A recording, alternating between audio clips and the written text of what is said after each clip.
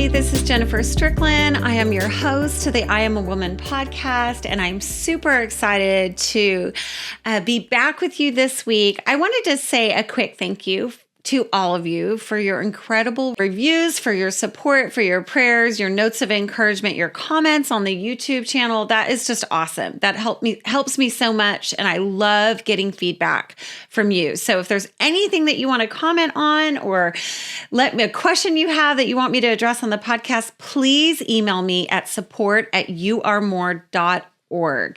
And that email is in the show notes. So I would love to hear from you. I want to hear your stories and I want to get your questions. So thank you guys so much. I would not be doing this without you. So I appreciate you. It's all about you guys and how we as women use our voices right now at this time in history.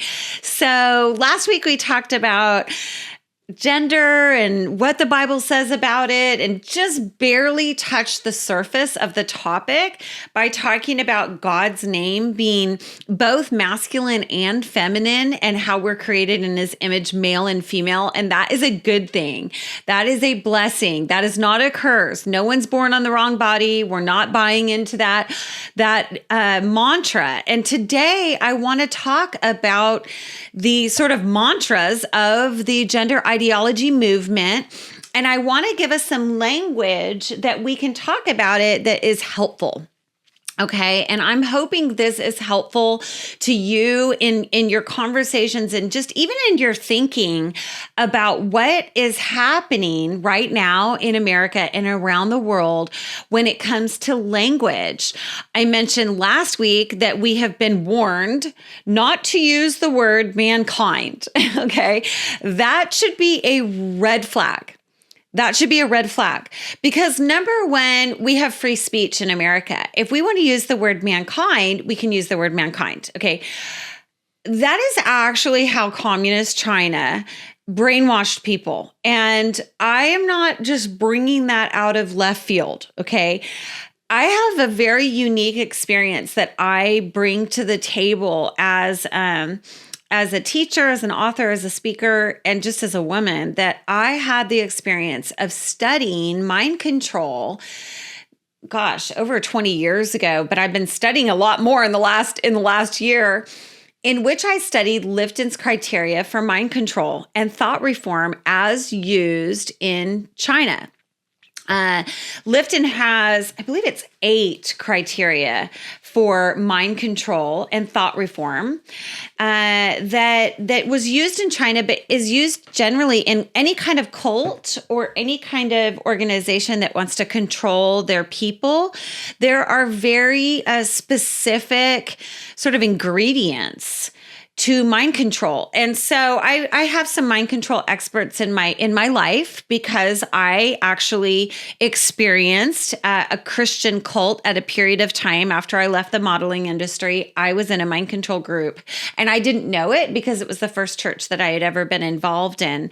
That's kind of beside the point, but I just want to say that because I spent 3.5 years in a group that used mind control tactics. It was a Christian group, but they weren't really following the ways of Christ. Okay. But they were using the name of Christ. And so I was very easily deceived.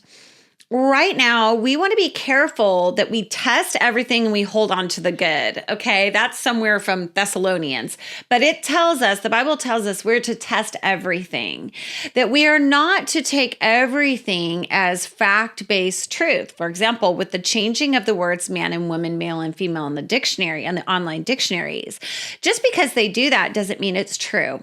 Okay, just because Wikipedia updates the definition of what it is to be a woman really doesn't mean it's true.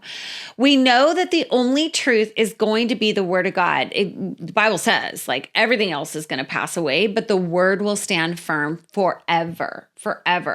So when we're talking about gender identity, I want to make sure that we understand the concept of loaded language. So my title for today is the gender identity lesson, pronouns and verbs. There's my English teacher coming out again regarding the pronouns and the verbs. But this is an important concept for parents to understand the difference between pronouns and verbs. Okay. And this is a conversation to be having with young people, particularly people who are on Instagram, because all of a sudden, one day we woke up and if you started an Instagram page, you had to fill in your pronouns. They don't ask you to fill in your verbs. They don't ask you to say, I'm a writer, I'm a mother, I'm a speaker, I'm the founder of a nonprofit. No, they're not asking. They're not asking what you do. They're asking you for the most insignificant article in the English language, which is, well, the most insignificant part of speech in the English language are articles like a, the, they don't mean anything, right? In and of themselves. Articles, they're just kind of like when you diagram a sentence, and I used to be an English teacher, so I know this, is that when you diagram a sentence, you underline the subject and you circle the verb. Why? Why does your 8th grade grammar teacher make you do that? Well, because the power is in the verb. The power, that's why we circle the verb when we diagram. Why do we do that? Because the power is in the verb. The action is in the verb. She ran across the street. The power, or Julia ran across the street, right? The power is in Julia and the power is in ran. Okay. Across the street is a prepositional phrase, but the point is Julia's running. Julia's running. So in an English class, we would say, we'd underline Julia, we would circle ran or running, because that is the action. That is the power of the sentence.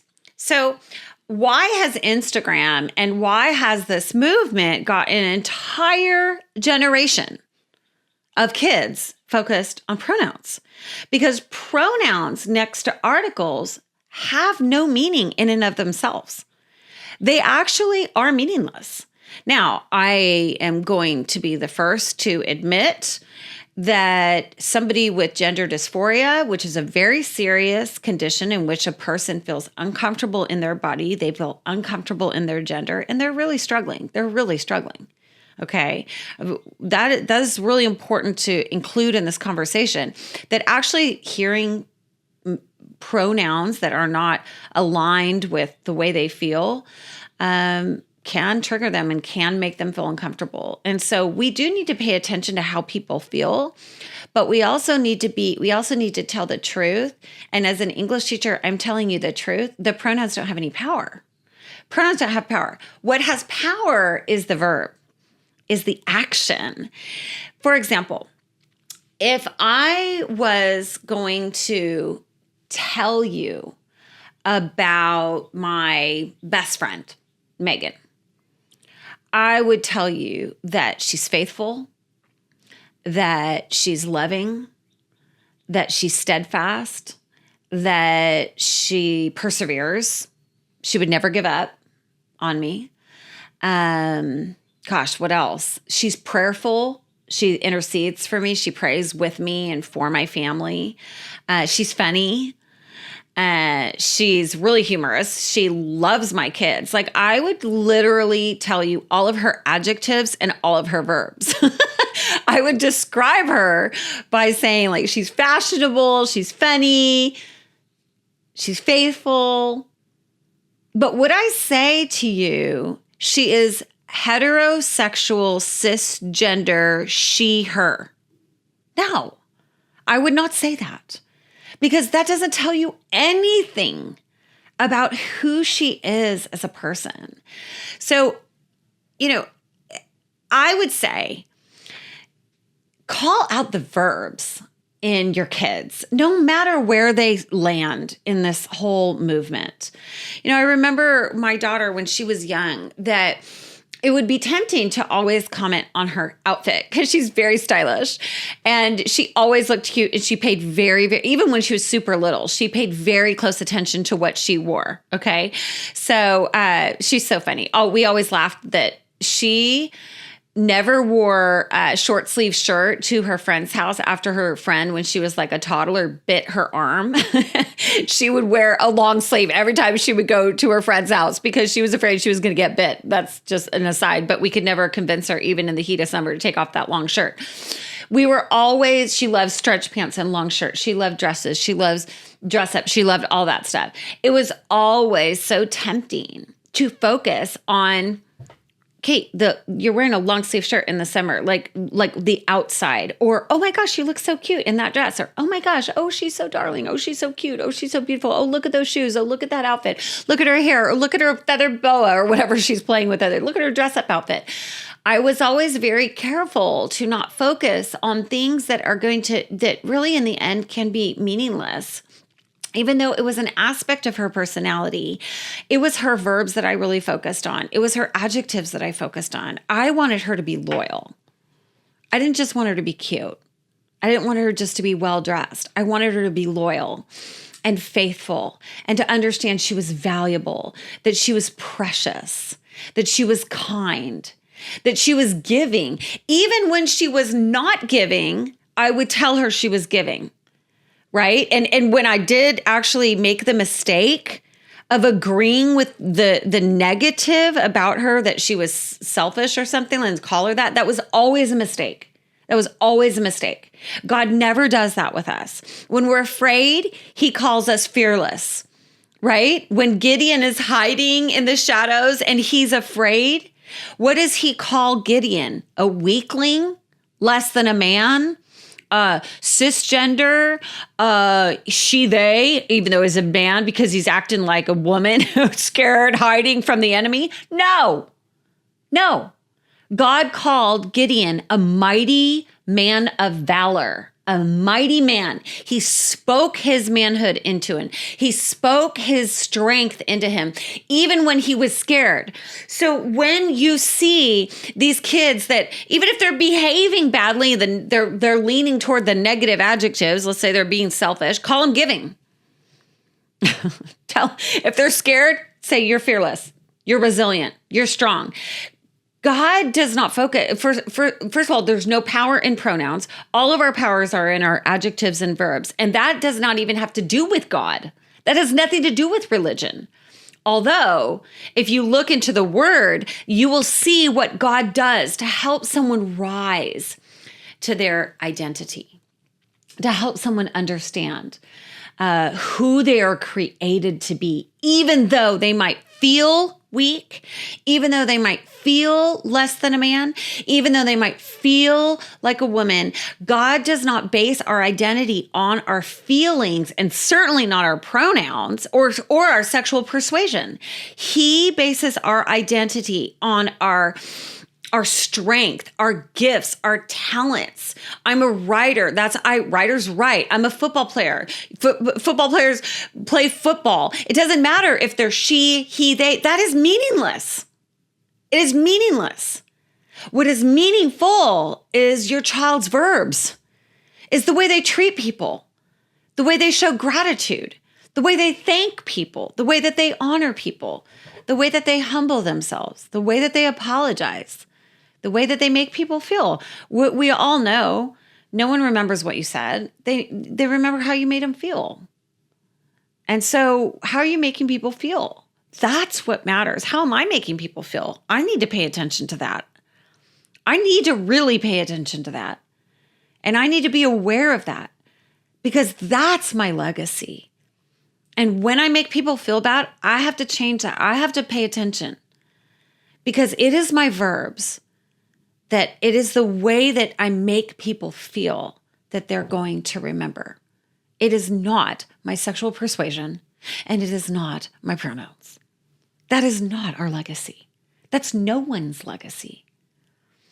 And so getting kids all confused in this is an issue. Okay. Let me explain how loaded language works, and let me show you some examples in the culture. I'm going to start with an article here. I've mentioned this article before. I keep going back to it because it's just fascinating. It's in Women's Health magazine. Okay. The name of the article is "Here's Your Comprehensive Gender Identity List as Defined by Psychologists and Sex Experts." Okay. So PhD, whatever, people have reviewed this list. Okay, so the experts tell us, here's our list of gender identities. Number one, it starts with anatomical sex, which is people are assigned female at birth, assigned male at birth. Gone are the days where you're born a boy or a girl, apparently, according to these experts. Okay. Now, when my husband was born, back then, they didn't even have men in the rooms. They literally had a blue light or a pink light in the waiting room, and either the blue light went on or the pink light went on. And Shane's dad said, "Hot damn, I got a son." The blue light went on. He said, "I got a boy. I got a son." It was that simple. Okay. Today you have this concept that you either the doctors assigned you, they looked at you and they took a wild guess as to your gender. Okay. By looking at your body parts, assigned female at birth, assigned male at birth. They're calling it anatomical sex. Number two, another gender identity is cisgender. Suddenly we're not heterosexual anymore. We have a gender identity. I'm a woman and I'm a wife. I'm married. I'm heterosexual. I'm attracted to men. Therefore, I'm cisgender, according to this teaching. I personally reject that label. I am not cisgender. I am a woman. I'm a wife and I'm a mother. That's who I am. And you're not going to assign that name to me. But this is the name that they're wanting to assign other people and begin to talk about other people in terms that is sort of their secret language in which they refer to other people. 3 is transgender. Okay, so those people, they have a gender identity that doesn't match the sex assigned at birth. So these are these new definitions. If you keep going, the next one, number 4, is probably a word that you've never heard of. But apparently, sex experts tell us that you could be cishet. Cishet refers to people whose gender identity and biological sex are aligned and who are sexually attracted to the opposite sex. Okay, that would be me. Apparently, I'm cishet according to this list. Or there's non-binary, there's intersex, there's genderqueer, there's gender fluid. Gender fluid means that just like you can be fluid in your sexual orientation or who you're attracted to, you can also be flexible with your gender. Gender fluid typically refers to someone who prefers to express either both maleness or femaleness, and that can vary perhaps from day to day. So from day to day, you could be male, you could be female, maybe you're gender fluid, maybe you're moving back and forth. Gender nonconforming is number 9. Gender expansive is another one. So we went from calling people gender nonconforming to gender expansive. In other words, gender expansive people prefer to be called this. They're saying it's insulting to call them gender nonconforming. So now they want to be called gender expansive, which means that they have creativity and freedom to not fit into the societal norm. You can have creativity and freedom to not fit into the societal norm and still be a man or a woman. Okay, then there's agender, there's gender void, there's bigender, there's omnigender, there's pansgender, and then there's this concept of two-spirit. Okay, let me explain to you what loaded language is. Okay, loaded language is one of Lipton's criteria for mind control. Okay, and I'm going to be taking these one at a time because I want to make sure that everybody understands what it is. Loaded language, and here's a direct definition, okay, of what loaded language is. New words in language are created to explain the new and profound meanings that have been discovered. Existing words are also hijacked and given new and different meaning, okay? Using loaded language, loading the language, is one of the 8 criteria for mind control and thought reform in any society. Okay? Regular words that used to mean something are now loaded with all this new meaning, and then new terms are created. Okay? Now listen to this. This is particularly effective to the way we think a lot through language. The consequence of this is that the person who controls the meaning of the word also controls how people think. In this way, black and white thinking is embedded in the language such that wrongdoers are framed as terrible and evil, whilst those who do right, as defined by the group, are perfect and marvelous. So, what is loaded language? You give old words new meaning, and you create new words with new meaning, and people who do not agree with those terms are labeled as evil and bad. They are the enemy. Cisgender people are bad. Cisgender people who don't use our pronouns, oh, they're bad. Okay, that is how loaded language works. That's how mind control works. That's how thought reform works. And it is one of the ways that communist China brainwashed its people. And I don't think a lot of people even know that. Certainly the average high school kid doesn't know that. So when they're being presented these new terms in school or on the internet, do these kids even know what is happening? That they're loading the language and they're punishing people who don't use this language. I am one of those people. I don't use this language. Now, if you want me to call you something out of respect, I'm going to call you something out of respect. I'm going to honor the environment, whatever environment that I'm in. But I refuse to align myself with the concept cisgender. I'm not cishet or whatever that's called. Strange name. I'm not cisgender. I'm not. I'm a woman. And if you really want to be clear about it, I guess you would say I'm a heterosexual woman. But what does that mean? I'm a wife. I'm a wife. I'm a devoted wife. Okay. And I'm thoughtfully caring about the generation of kids that are receiving this information without any knowledge of how thought reform mind control works. This is one of the main tenets. It's the language of non-thought. I'm going to give you these, like this article in Women's Health. I'm going to present these to you, and you're not supposed to question it. You're not supposed to think about it. That's the refusal of the group that is creating this language to say that suddenly it doesn't exist, that kids can be pangender, omnigender, bigender, gender void, gender nonconforming. Okay, listen to the list of healthline.com. Okay, let me just point out, these are health magazines. These are health magazines. Okay, I've been seeing the lies in the magazines for a really long time. I'm not going to stop doing that now. I'm not going to stop because that is confusing. Why don't they focus on their gifts and talents? Why don't they focus on their adjectives? Why don't they focus on their verbs? Why don't they focus on the things that describe them in the way that they make people feel?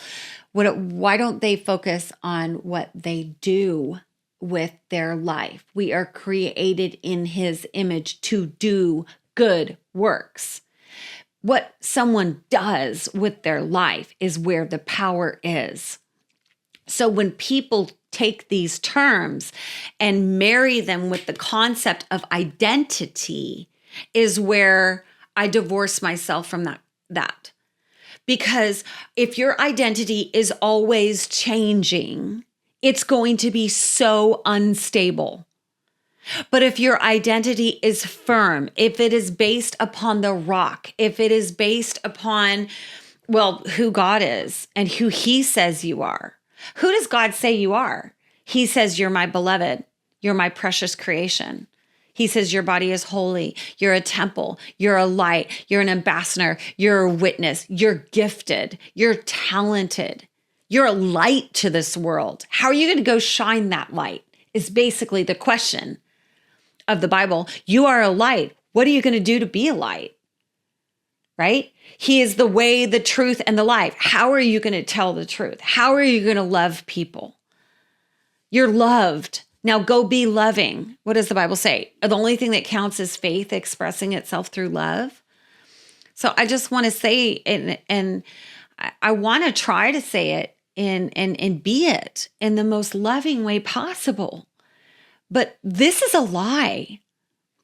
This is a lie that we are to identify our children in this very confusing and ever-changing list of vocabulary terms. really quick, and I'll link to these in the comments because I want you guys to see these articles. I want you, if you care about what propaganda is being put out there for the next generation of kids, what menu of identities is being put out there, you won't believe this healthline.com article, 47 terms. This reminds me of how to identify yourself sexually. 47 terms. It reminds me of the way that the magazines used to say 100 things you can get to be beautiful, 57 things you have to have for your wardrobe. Now it's 47 terms to describe your sexuality. Nothing has really changed. They're just promoting the same confusion and overwhelm to young women that they always have. Whether it's 57 things you must have for your wardrobe, 102 things that you can do to be more radiant or more beautiful, or 10 tips to make your life more simple. And it's never 10 tips. It's usually 100 tips to make your life more simple. Those are some of the older lines from the magazines. Now it's 67 terms that you can use to describe your sexuality. Are you ready? Here we go.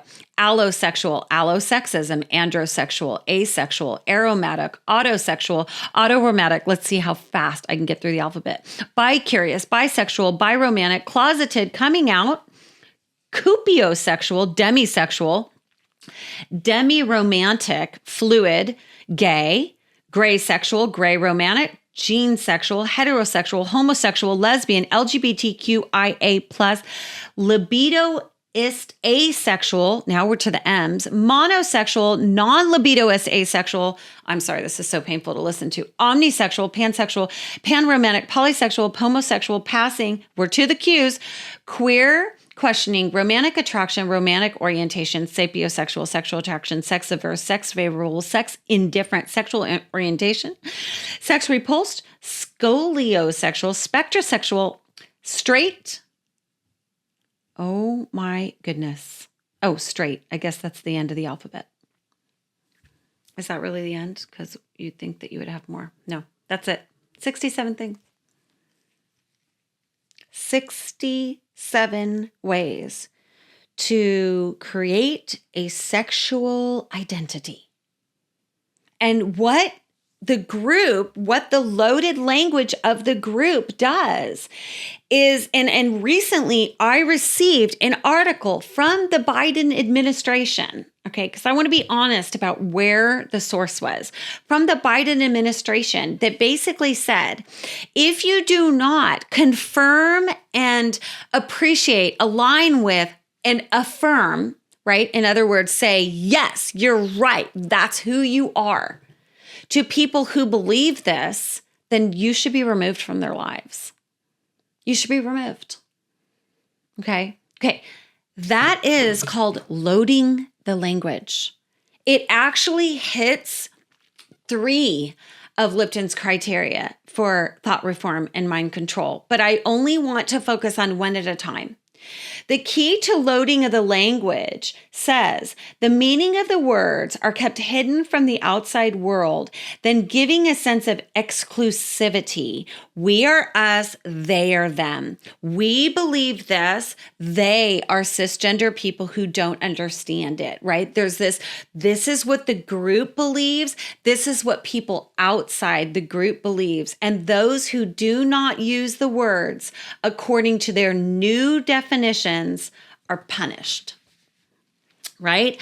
Those that do not use those words are punished.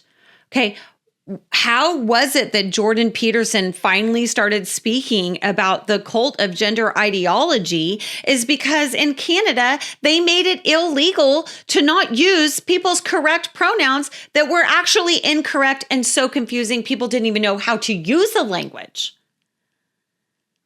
So suddenly, new words are given new meaning. Suddenly, old words are given new meaning. That's called loading the language. And then all these new terms are created. Has any of you, my mom taught sex education. She didn't use maybe 1 or 2 of these 47 terms. Okay, so these are new terms These are brand new language that has been created by this community. And I'm not judging people in the community. I love people in the community. I will always love people in that community. I'm not changing my love because the only thing that counts is faith expressing itself through love. This has nothing to do with love. Love is love. That's a separate thing. But loaded language is loaded language. And love does tell the truth. Love does tell the truth. And so I want to warn you guys is that when you're having these conversations with your kids, if you're interested in truth, their sexual persuasion is not their identity. Okay? Let me close with this. And neither is their gender expression. That's not their identity. That's not who they are. If something is always changing, it's not your identity. Okay, let me give you an example. Well, I've learned that. I'll just say this really quick. I learned that when I was in the modeling industry. Whether I was skinny or size 6 or size 4 was not my identity. On my modeling card, it said I was, but that's not who I was. Right? My identity is not something that is always changing. My identity is secure. I am the beloved daughter of the King. I am a creation of God. I am his light to this world. I am his chosen ambassador, his witness to his work in my life. That's who I am. I am a mother. I am a wife. I am a sister. I am a friend. Let me close with an example. And I didn't write this out. I'm just saying this off the fly. If I ever had to speak at the cowboy's funeral, everybody knows I call my husband the cowboy. If I ever had to speak about the cowboy, we won't make it a funeral because I don't want to think about that. We'll say if I ever wanted to talk to a friend and describe my husband, I would say he is so giving and forgiving, that he is generous, he's faithful, his ability, he is so resilient. I would use that adjective to describe him. He's so resilient. He perseveres. He stays when things are hard. He's a fighter, and he's a lover and a fighter. I would probably say he's passionate. He's purposeful. He's devoted to me and to our family, like beyond, to the nth degree. He's affectionate. He's caring. He has equipped me to do this podcast and to do this ministry. That's who he is. Would I ever say he was a cisgender, cisjet, he, him? No, I wouldn't say that. I would say he's loyal, he's faithful, he's strong, he's smart, he's like-minded, he's devoted to the Lord, he's open to God's change in his life, and he's loyal and faithful to me. I could go on and on. How would you describe your best friend? What words would you use? Do not give in to the loaded language of this movement. Whether you're in it or not, your adjectives, the way that people describe you, the way that you make them feel, your verbs, what you do with your life is what matters. That's what matters. Thank you for putting up with my gender identity lesson on pronouns and verbs today. I hope this was valuable. And I hope that there is more teachers out there, more pastors, more youth leaders, more people, more parents, more young people who begin talking about the parts of speech that matter most in our lives. I'm a woman and my name means life. Thank you so much for joining me today. And if you haven't done a review yet, please leave a review on the podcast. It really helps us get the word out. I appreciate you guys. Thanks so much.